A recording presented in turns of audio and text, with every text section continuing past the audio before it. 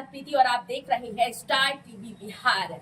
चिराग पासवान पर लगातार परिवारवाद के आरोप लग रहे हैं, लगातार उनकी काबिलियत पर सवाल उठाए जा रहे हैं, लेकिन अब चिराग पासवान ने तमाम विरोधियों को जवाब दे दिया है। आपको बता दें कि चिराग पासवान ने आज प्रेस कॉन्फ्रेंस किया और इस दौरान उन्होंने साफ तौर पर कहा है कि परिवार का नाम जुड़ना आपके लिए सौभाग्य की बात हो सकती है, लेकिन काबिलियत की नहीं।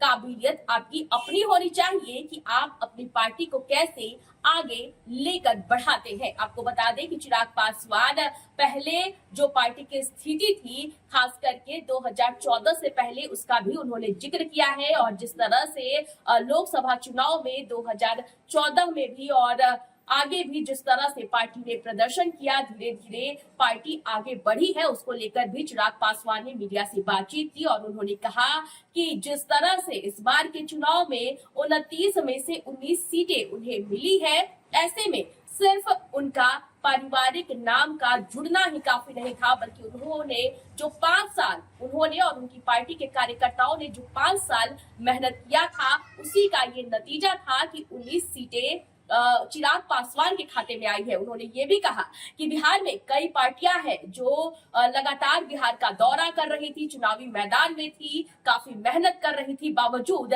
3% भी जो वोट है वो जनता का नहीं ले पाए, लेकिन हमें 6% का वोट मिला है। आपको बता दें कि चिराग पासवान ने मंत्री पद को लेकर भी बातचीत की है। चिराग पासवान ने कहा है कि वो ज्यादा मंत्री पद की मांग नहीं कर रहे हैं, ज्यादा सीट मांगना या फिर ज्यादा मंत्री पद मांगना ये लालच कहलाएगी। वहीं आपको ये भी बता दें कि चिराग पासवान ने लालू परिवार को लेकर भी बड़ी बात कही है। वहीं जो तेज प्रताप यादव है, आपको याद होगा कि महुआ से तेज प्रताप यादव ने चुनाव लड़ा था, लेकिन लोजपा रामविलास के जो कैंडिडेट थे संजय सिंह, वो वहां से चुनाव जीत गए। इसे लेकर भी उन्होंने कहा है कि लालू प्रसाद यादव के बड़े बेटे तेज प्रताप यादव को हरा करके विधायक बनना ये अपने आप में बड़ी बात है। तो चलिए सबसे पहले हम आपको सुनवाते हैं कि चिराग पासवान ने क्या कुछ कहा है। जनता दल यूनाइटेड के मंत्रियों के विभाग भी मेरे हैं, तो भाजपा के मंत्रियों के विभाग भी मेरे हैं,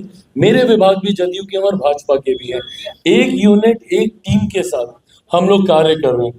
बट स्टिल अगर आप कोई स्पेसिफिक जानकारी आप जानना चाह रहे हैं, तो मैंने कोई मंत्रिमंडल विशेष तौर पर कोई मांग पार्टी की तरफ से नहीं की गई है, बट मुझे लगता है कि बहुत जल्द उसकी घोषणा कर दी जाएगी। विभागों का बंटवारा हाँ आ रहा हूँ। पहला सवाल ये है कि आरजेडी ने ऑफिशियल पोस्ट किया है और परिवारवाद को लेकर सवाल खड़े किए। पहला सवाल, और दूसरा सवाल साथ ही में मैं कर लेता हूँ। 2 संजय को बड़ी जिम्मेदारी आपने दी है, आपने 2 संजय पे विश्वास किया है, उधर वाले संजय पे एक बड़ा सवाल खड़ा हो।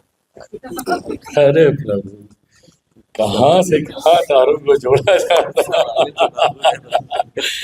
बहरहाल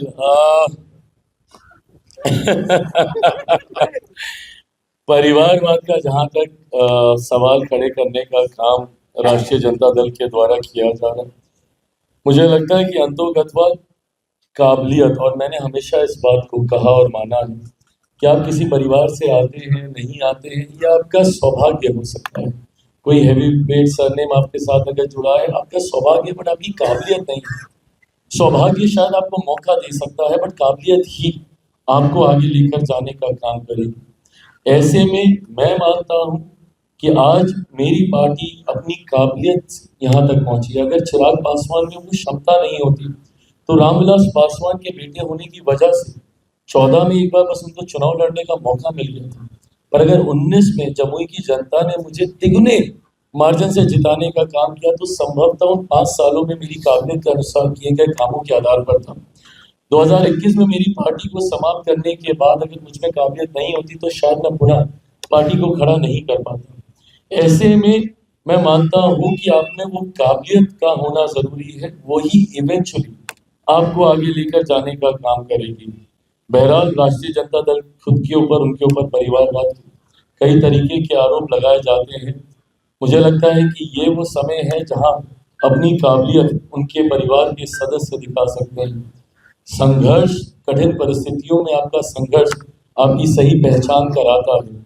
यहाँ से अगर वो निकाल देंगे तो यकीनन काबिलियत होगी, बट अगर किसी वजह से अगर वो चूक जाते हैं, तो तो आपकी काबिलियत पर सवाल उठेंगे। मैं इस बात को जरूर कहूंगा, आंकड़े आप देखिएगा, काबिलियत अभी तक राष्ट्रीय जनता दल के सेकेंड जनरेशन के द्वारा नहीं सामने आई। 2005 तक जिस तरीके से उनकी पिछली पीढ़ी आदरणीय लालू जी, राबड़ी जी पार्टी का नेतृत्व कर रहे थे और 5 में हार जो मिली, उसके बाद से पार्टी कभी खड़ी ही नहीं हो पाई। 2010 के परिणाम आप देखिए, राष्ट्रीय जनता दल को पुनः करारी हार मिली है। 2015 में अगर ये अहंकार जो इनके अंदर आ गया कि भाई हम बड़ी पार्टी नहीं भैया, 2015 में मुख्यमंत्री नीतीश कुमार जी के आपके साथ जाने की वजह से आपको वो परिणाम मिला, नहीं तो 2015 में भी आप 15-20 सीटों पे आप सिमट के रह जाते। 2020 में पुनः डिवाइडेड एनडीए की वजह से आपको लाभ मिला। कल हम लोग आदरणीय ललन जी सब लोग मंच पे थे, कल हम लोग यही सब जिक्र कर रहे थे कि भाई यही परिणाम आपका 20 में भी आता अगर हम सब एक साथ रहते। 2020 में अगर यूनाइटेड एनडीए अगर आपको देखने को मिलता तो एक बार फिर से राष्ट्रीय जनता दल, और अगर निरंतरता में ये रहता तो आज तो उस पार्टी का नाम लेने वाला भी कोई नहीं रहता। तो परिस्थिति की वजह से 15 और 20 में ये लोग आए और इस बात का अहंकार इन लोग को इतना ज्यादा हो गया, जिस एग्रेसिव तरीके से ये लोग सामने आते थे, बिहार की जनता 2005 से इनको नकार चुकी है। और जहां तक आपने नाम का जिक्र किया, मेरी पार्टी ने नाम से ज्यादा काम को प्राथमिकता देने की सोच रखी है। तो ऐसे में 2 ऐसे नेता हमारे यहाँ पर मंत्री पद पर विराजमान हैं, जिनका एक का मैंने जिक्र किया कि भाई हमारे जिला अध्यक्ष रहे हैं। बेगूसराय में एक छोटे कार्यकर्ता की भूमिका से यहाँ तक आना, ये इनके काम को दर्शाता है। वहीं दूसरी तरफ महुआ से संजय सिंह जी, जो मेरी लोकसभा से आते हैं, ऐसे में मेरे लिए भी एक ताकत बड़ी है कि भाई मेरी लोकसभा में मुझे मजबूती देने के लिए एक और मेरे साथी वहां पर तैयार हुए हैं। और जिस तरीके से इन्होंने संगठन में सदस्यता प्रभारी के तौर पर एक बड़ी भूमिका निभाने का काम किया संगठन के विस्तार को लेकर, और जिस तरीके से एक प्रचंड जीत हासिल की, मुझे नहीं पता कि इस बात को कितना हम लोग एनालाइज कर पा रहे हैं, पर आदरणीय लालू प्रसाद यादव जी के बड़े सुपुत्र को ये हरा कर आए। ये कोई कम उपलब्धि नहीं है। ऐसे मतलब क्या बोलते हैं उसको, जायंट किलर आए, एक जायंट किलर की भूमिका में ये आए हैं। तो ऐसे में मेरे दोनों संजय नाम पर नहीं काम के आधार पर यहाँ पर आए हैं। बाकी अपने नाम का किस तरीके से इस्तेमाल दूसरी जगह पर कर रहे हैं, उस पर मेरी कोई टिप्पणी नहीं है, वो उनका अपना इंटरनल है। चाचा ने 2 बार बधाई दी है, चाचा ने 2 बार बधाई दी है, चाचा ने बधाई दी। मेरी सराहों पर उनकी बधाई, जब उन्होंने मुझे गाली दी थी, मुझे चंडाल और कई ऐसे अपना खून नहीं, मैं उनका अपना खून नहीं, कई बातें कही थी, तब भी मैंने उनका आशीर्वाद, और मैंने माना है कि बड़ों की हर बात आपके लिए आशीर्वाद ही होती है, तो मैंने तब भी उसको आशीर्वाद के रूप में स्वीकार किया था। और आज तो सही में उन्होंने मुझे बधाई दी है, उनको नमन करते हुए सहज स्वीकार करता हूँ उनकी बात। चिराग जी, पर क्या कहें, ये अभी भी मान रही है कि ये सरकार 5 साल नहीं टिक पाएगी? कौन मान रही है? आने वाले दिनों में पार्टी विस्तार पे ज्यादा काम करेगी। अलग अलग राज्यों में चुनाव हो रहे हैं, बंगाल के चुनाव है, उत्तर प्रदेश का चुनाव है, पंजाब का चुनाव है, जहाँ पे गठबंधन के तहत हम लोग चुनाव लड़ने की तैयारी हम लोग कर रहे हैं।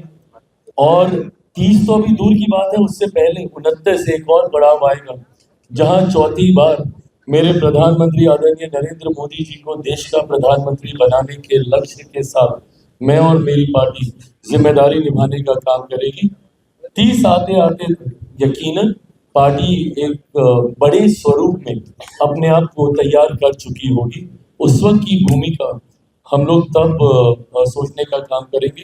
पर मैं ये मानता हूं कि जो एनडीए गठबंधन है, ये अपने में इतना स्ट्रॉन्ग और विनिंग कॉम्बिनेशन है, जिसके सामने मैं नहीं मानता कि अब कोई और। तो आपने सुना कि चिराग पासवान ने किस तरह से अपने पार्टी को लेकर, परिवार को लेकर लगातार उनकी काबिलियत पर उठ रहे सवाल पर भी चिराग पासवान ने जवाब दे दिया है। और इसके साथ ही उन्होंने ये भी कहा है कि खरमास के बाद वो पूरे बिहार का दौरा करेंगे और बिहार की एक एक समस्याओं से रूबरू होंगे और उसके बाद उन तमाम समस्याओं को खत्म करने की भी कोशिश करेंगे। तो इस वक्त की खबर में फिलहाल इतना ही। मुझे दीजिए इजाजत, लेकिन देखते रहे स्टार टीवी बिहार। धन्यवाद।